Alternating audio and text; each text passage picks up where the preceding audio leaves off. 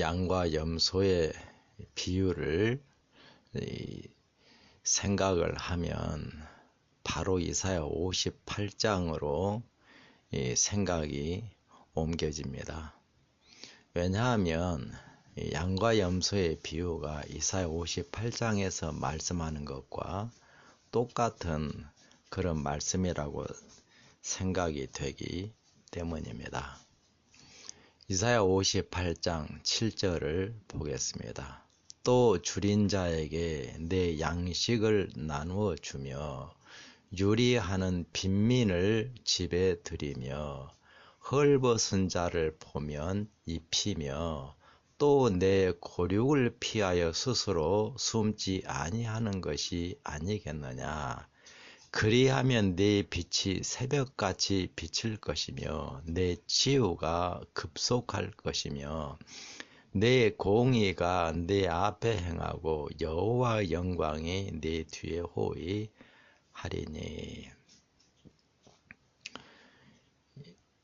대개 사람들이 이사야 58장을 설교를 한다든지 가르친다든지 또 스스로 이사야 58장에 있는 말씀을 공부하는 사람들은 이사야 58장 전체 문맥을 따라서 무슨 말씀을 하시는지 이해하려고 하는 것이 아니라 제가 방금 읽어드린 이사야 58장 7절을 중심으로 이해를 하려고 합니다.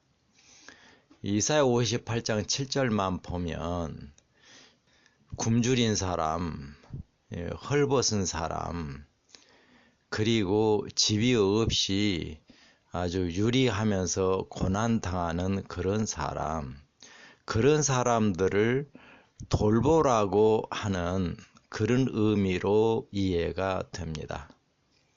이사야 58장을 증거하는 사람들은 거의 대부분 그렇게 이해를 하고 가르칩니다. 그래서 양과 염소의 비유와 이사야 58장을 근거로 해서 오늘날 요양원, 또 장애인 집, 그리고 노숙자 사업, 그런 일들을 하나님의 이름으로 합니다. 만약에 이 말씀이 그런 의미라고 할 것 같으면 그 일을 가장 잘하는 그런 사람들이 천주교회의 사람들이에요. 대개 개신교인들이 하는 그런 장애인의 집이라든지 이러한 사업들은 규모가 작습니다. 거기에 종사하는 그런 인력도 몇 명 되지를 아니하고 서포트하는 그런 재정도 풍부하지를 못해요. 그래서 규모가 작습니다. 그런데 천주교회는 이 인력이 풍부합니다. 그 수녀들 얼마나 많아요. 그 수녀들이 얼마든지 거기에 투입이 되고 돈도 엄청 많습니다. 이 한국에도 천주교에서 하는 장애인의 집, 어려운 사람들을 돕는 그 집이 꽃동네라고 하는데요. 거기는 규모가 크고 재정도 풍부하고 인력도 얼마나 많은지 이 장애인 가운데 참 아주 중증인 그런 장애인들은 개신교인들이 하는 그런 곳에서 그 사람들을 받아들일 수가 없습니다. 왜냐하면 규모도 작고 인력도 딸리고 그런 이 장애인을 돌볼 힘이 없기 때문입니다. 그래서 개신교회의 그런 장애인의 집이나 이런 곳에 연락을 하면 그런 분은 꽃동네를 소개하면서 그리로 가라고 그렇게 알려줍니다. 꽃동네 전화하면 꽃동네에서는 즉시로 차를 보내서 그 사람들을 데려가요. 만약에 이사야 58장이나 양과 염소의 비유가 그렇게 어려운 사람들을 돕는 것이다, 그럴 것 같으면 제일 잘하는 사람이 천주교예요. 다시 말하면 성경에 말하는 이 말씀들이 그런 내용이 아니라고 하는 것입니다. 이사야 58장 문맥을만 보아도 내용이 많이 달라져 버립니다. 성경을 올바로 이해하려고 하면 반드시 문맥, 그 구절이 있는 그 문맥, 그리고 앞뒤 장에 있는 그 문맥, 그리고 그 이사야서 전체에서 말씀하는 그런 요지, 그걸 따라서 이해를 해야 하나님께서 우리에게 무슨 말씀을 하려고 하는지를 올바로 알게 되어 있습니다. 이사야 58장 1절, 2절만 보아도 이 생각하는 이해가 완전히 달라질 수밖에 없습니다. 이사야 58장 1절을 봅니다. 크게 외치라, 목소리를 아끼지 말라. 내 목소리를 나팔같이 높여 내 백성에게 그들의 허물을, 야곱의 집에 그들의 죄를 고하라. 그들이 날마다 나를 찾아 나의 길 알기를 즐거워함이 마치 공의를 행하여 그의 하나님의 규례를 저버리지 아니하는 나라 같아서 의로운 판단을 내게 구하며 하나님과 가까이 하기를 즐거워하는도다. 우리가 금식하되 어찌하여 주께서 보지 아니하시오며 우리가 마음을 괴롭게 하되 어찌하여 주께서 알아주지 아니하시나이까. 이 말씀을 보면 이 하나님의 백성들이 참 하나님의 뜻대로 살기를 아주 좋아하는 것처럼 그렇게 외적으로 보이는데, 그들이 하나님께 금식하면서 기도하는 것까지라도 하나님께서 응답해 줄 수 없는 그런 상태라고 하는 거예요. 그래서 그 사람들에게 그들의 허물과 죄를 확실하게 증거해서 그들을 바로 세우는 일을 하라고 말씀을 하고 있습니다. 이사야서 전체가 바로 그 내용을 말씀하고 있고, 이사야 58장 그 자체 문맥에서도 마찬가지로 그렇게 말씀을 하고 있습니다. 하나님을 믿는 사람들이 완전히 잘못된 신앙을 하고 있다는 거예요. 그런 그들에게 이 큰 권능으로 하나님의 참된 복음과 진리의 말씀을 증거해서 그들을 바로 세우는 일을 하라, 그렇게 말씀을 하고 있는 겁니다. 이사야서 전체의 문맥을 간단하게 좀 보려고 합니다. 1장부터 66장까지 무슨 말씀을 하려고 하는지, 이사야서는 전하고자 하는 목적이 단 한 가지예요. 이사야서가 이 66장이나 되는 성경에서 가장 부피가 큰 그런 말씀이지만, 이사야서가 전하는 내용은 아주 단순합니다. 단 한 가지예요. 이사야서 전체에 대한 배경이 이사야서 1장, 2장입니다. 1장에서는 그 전체에 대한 배경, 그 상황을 말씀하고 있고 2장에서는 그 목표를 말씀하고 있어요. 이사야서 전체가 그 내용을 다루고 있습니다. 이사야서 1장 4절, 7절을 봅니다. 슬프다 범죄한 나라여, 허물진 백성이요, 행악의 종자여, 행위가 부패한 자식이로다. 그들이 여호와를 버리며 이스라엘의 거룩한 자를 만홀히 여겨 멀리하고 물러갔도다. 너희 땅은 황무하였고 너희 성읍들은 불에 탔고 너희 토지는 너희 목전에 이방인에게 삼키웠으며 이방인에게 파괴됨 같이 황무하였고. 이게 이사야서 전체에 대한 배경입니다. 하나님의 백성들이 하나님을 올바로 섬긴다고 그렇게 생각을 하면서 하나님께 완전히 거역하라고 반역하면서 하나님과 전혀 다른 길을 가버리기 때문에 하나님께서 하나님의 나라, 하나님의 교회를 바벨론의 손에 붙여서 완전히 바벨론에 의해서 점령이 되고 그들은 바벨론의 포로로 잡혀가도록 그렇게 만들겠다고 하는 거예요. 그래서 바벨론이 이스라엘을 점령하고 예루살렘을 완전히 파괴하고 성전은 완전히 불에 타서 무너져 버린 그런 상태가 이사야서 전체에 대한 배경입니다. 2장 1절부터 봅니다. 아모스의 아들 이사야가 받은 바 유다와 예루살렘에 관한 말씀이라. 말이래. 여기 말이라고 하잖아요. 그래서 이사야서 전체에 대한 내용은 마지막 때에 하시는 하나님의 능력의 역사에 그 초점이 맞춰져 있습니다. 그걸 지금 우리들에게 증거하기 위하여 이사야서 전체가 주어지고 있는 것입니다. 말일에 하나님께서 큰 권능으로 하나님의 참된 복음을 외쳐서 하나님의 백성들을 잘못된 신앙에서 개혁하여 재림 준비를 시키겠다고 하시잖아요. 바로 그 역사를 말씀하고 있는 것입니다. 말일에 여호와의 전의 산이 모든 산 꼭대기에 굳게 설 것이요 모든 작은 산 위에 뛰어나리니 만방이 그리로 모여들 것이라.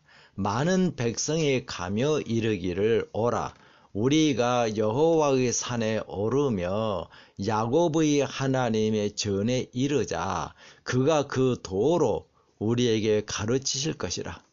우리가 그 길로 행하리니 이는 율법이 시온에서부터 나올 것이요 하나님의 말씀이 예루살렘에서부터 나올 것임이니라. 이 마지막 때에 하나님의 전의 산이 모든 산 꼭대기 굳게 서고 그리고 모든 작은 산 위에 뛰어날 것이다.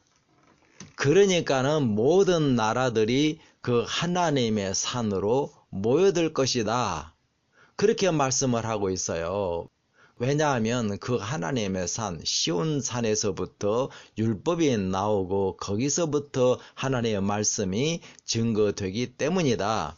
이 말씀이 계시록 14장 1절에 바로 그 시온산에 계신 예수님과 그의 참된 백성인 14만 4천을 말씀하고 있는 것이에요.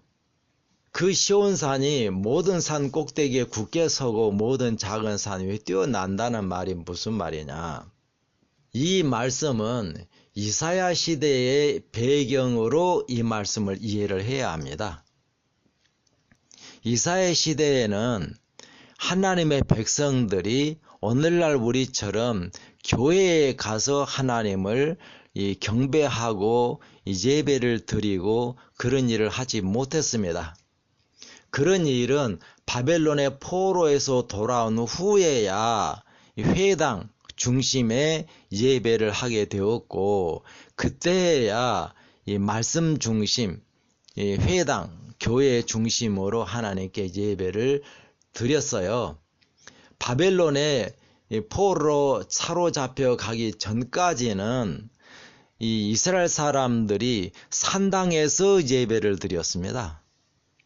우리는 얼른 생각하면 예루살렘에 있는 성전에 가서 하나님께 예배를 드리지 않았겠느냐 그렇게 생각이 될 것이에요.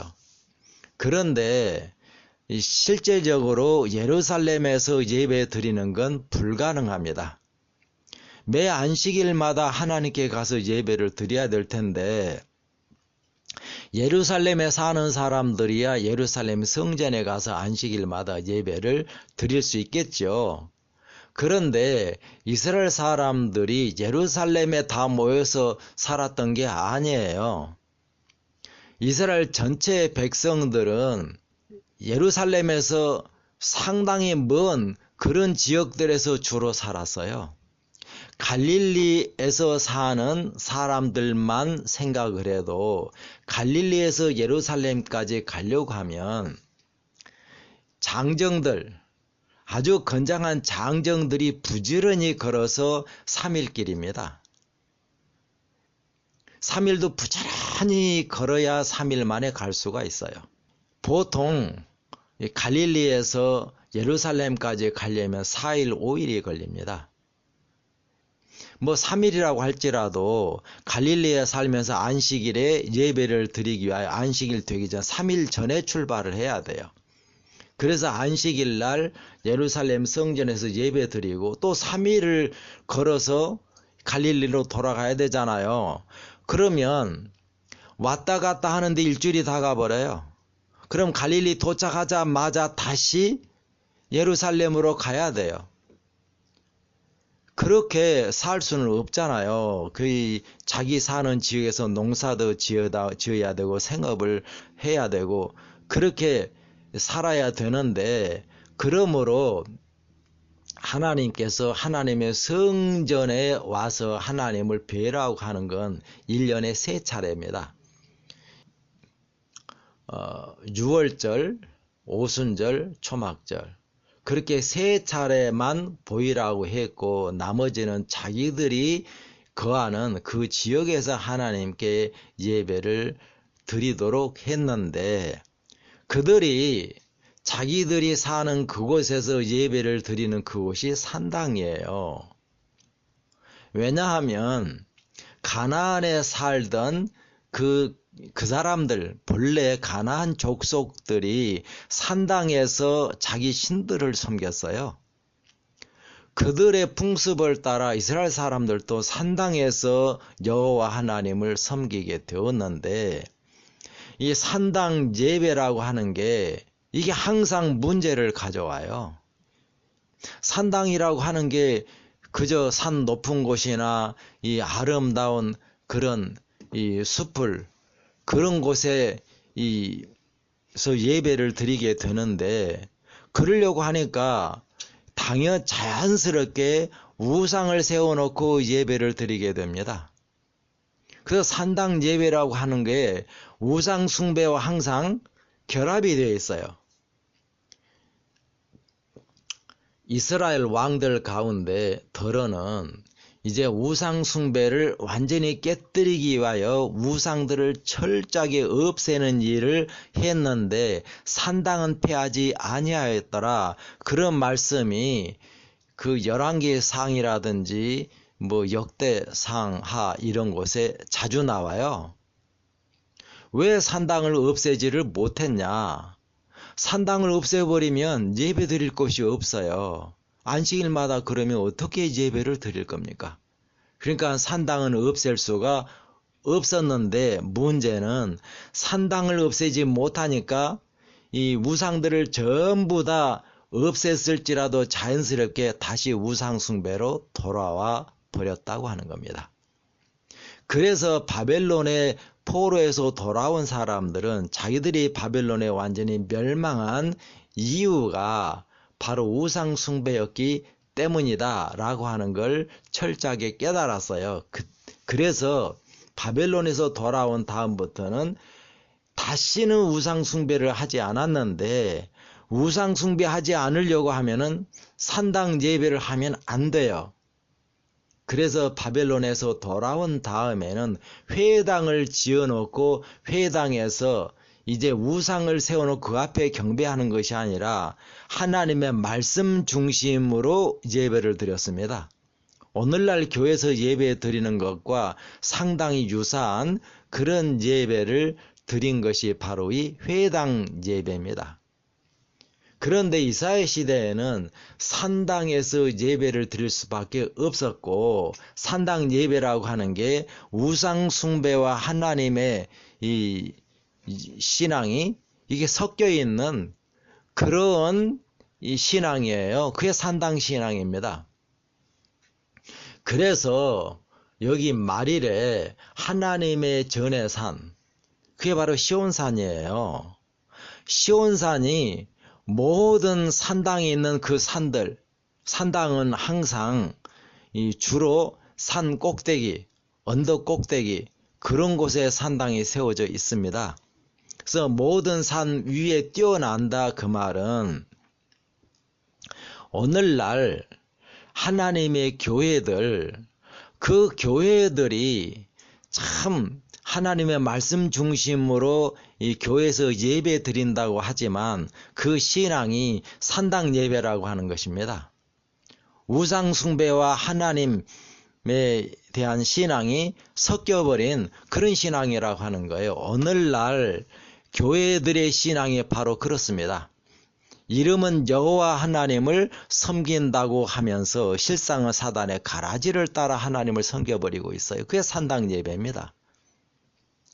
바로 그러한 이 산당, 이 가라지 신앙을 하는 이 교회, 그들 위에 하나님께서 마지막 역사를 하시는 시온산, 하나님의 산, 그 산이 그 위에 확실하게 뛰어난다.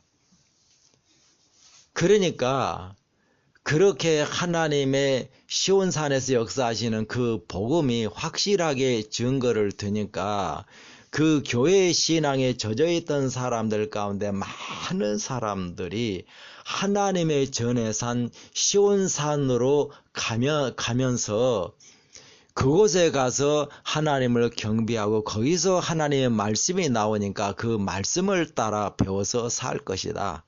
그렇게 해서 만방이 바로 그 시온산으로 몰릴 것이다. 그렇게 말씀을 하고 있어요. 다시 말하면 이사야서 1장에서 말씀하고 있는 이 하나님의 교회, 하나님의 백성들이 완전히 하나님을 떠나서 사단의 가라지 신앙에 젖어 버렸는데 그때에 하나님께서 시온산에서 크게 외쳐서 그 하나님의 말씀으로 하나님의 백성들을 회개하여 돌아오게 하는 그 마지막 역사를 이루실 것이다.